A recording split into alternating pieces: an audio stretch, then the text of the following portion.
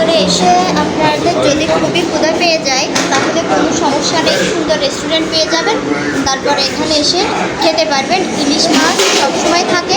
তো আমাদের হচ্ছে দুর্ভাগ্যক্রমে আমরা বড় ইলিশ পাইনি, তো মিনি ইলিশ নিয়েছি। আর এই ইলিশ আমরা নিয়েছি 2 প্লেট, আর নিয়েছি একটা বড় ট্যাংরা। আমরা দুজনই খাবো, যেহেতু খেয়ে পারবো না এই কারণে। গুড মর্নিং সবাইকে। সকাল সকাল নিয়ে আসলাম আবারও একটা লং ভিডিও। তো মোংলায় যাওয়ার 2টো ভিডিও আপনাদের সামনে পোস্ট করেছি, প্রথম পার্ট এবং দ্বিতীয় পার্ট। তো এটা হচ্ছে তৃতীয় পার্ট। আশা করি ভিডিওটা আপনাদের খুবই ভালো লাগবে। আর দেখেন, খুবই সুন্দর রোড দিয়ে আমরা চলে যাচ্ছিলাম বাইকে। বলতে বলতে চলে আসলাম মোংলা বাস স্ট্যান্ডে।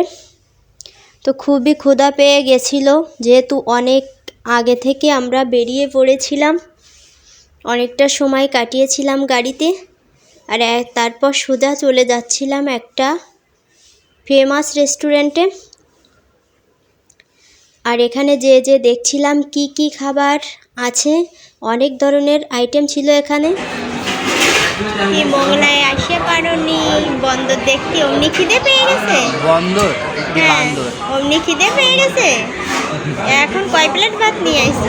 2 প্লেট। হ্যাঁ হ্যাঁ, এই যে ট্যাংরা মাছ খাচ্ছি, রান্নাটা জাস্ট ওয়াও, সত্যি সুন্দর। খাওয়া দাওয়া শেষ করে আবার বেরিয়ে পড়েছিলাম হাজবেন্ডের ফ্রেন্ডের দোকানে যাওয়ার জন্য। তো এত সুন্দর রাস্তা দিয়ে আগে কখনো ড্রাইভ করিনি, হাজবেন্ড নিজেই বলছিল। খুবই সুন্দর রাস্তা। তো মোংলার ওইদিকে আপনারা গেলে অবশ্যই সুন্দর সুন্দর জায়গায় ফটোশ্যুট ভিডিও শ্যুট করতে পারবেন, খুবই সুন্দর জায়গা। তো ওখানে আগে যাব, তারপর আমরা কিন্তু পাওয়ার প্ল্যান্ট চলে গেছিলাম। নিজেও একটু ভিডিও করে নিচ্ছিলাম। খুবই সুন্দর জায়গা। সময়টা ছিল গরমের সিজন, খুবই বাতাস লাগছিল, পরীর মতো উড়ে চলছিলাম দুজন।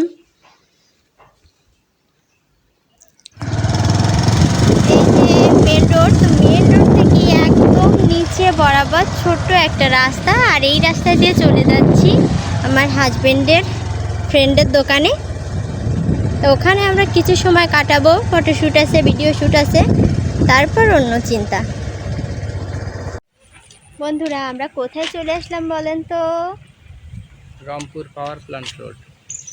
মোংলা মোংলা না, দেখি, রামপাল। রামপাল, সরি।